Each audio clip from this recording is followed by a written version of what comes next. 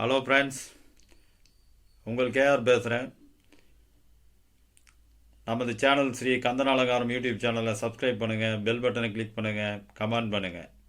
Okay, இன்றைக்கி ஒரு சாதிக்க முடியுன்ற ஒரு சாதித்தல் அந்த வார்த்தைக்கு ஒரு கதையை பார்க்கலாம் வாங்க. நம்ம வேர்ல்டு லெவலில் ஒரு போட்டி வச்சாங்க. அதில் அமெரிக்கா, இந்தியா, ரஷ்யா 3 நாடு கலந்துக்கிச்சு.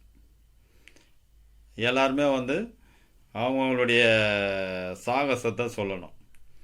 அமெரிக்காக்காரனை கூப்பிட்டு கேட்டாங்க, நான் கடலுக்கு அடியில் தரையில் கப்பலை ஓட்டுவேன் அப்படின்னா. ரெண்டாவது ரஷ்யாக்காரன் சொன்னாரான், நான் வானத்தையே உரசிக்கிட்டு போவேன் அப்படின்னு. மூணாவது இந்தியா சார்பாக தமிழ்நாடுக்காரங்க போயிருந்தாங்க.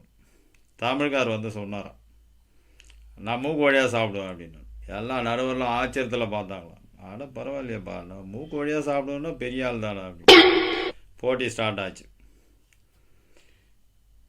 கப்பல் நீர்மூழ்கி கப்பல் தரையை உரசிட்டு 1 இன்ச்சு மேலே போச்சு அப்படின்னு. ஓகே, எல்லோரும் கை தட்டினாங்க, அமெரிக்காவுக்கு தான் பரிசு கொடுக்கணும் அப்படின்னு. ரெண்டாவது ரஷ்யா போச்சு. வானத்தில் போயிட்டுருக்கு, 1 இன்ச்சு கீழே இறக்கி பறந்தேன் அப்படின்னா. நீங்கள் அவ்வளோ டேலண்டா? இப்போ நான் சொல்கிறேன் பாருங்க, நானும் மூக்கு வழியாக தான் சாப்பிடுவேன், 1 இன்ச்சு கீழே இறக்கி வாயு வழியாக சாப்பிடுவேன் அப்படின்னு. ஓகேங்களா? நம்ம சொல்கிற விஷயத்தில் தாங்க எல்லாமே இருக்குது.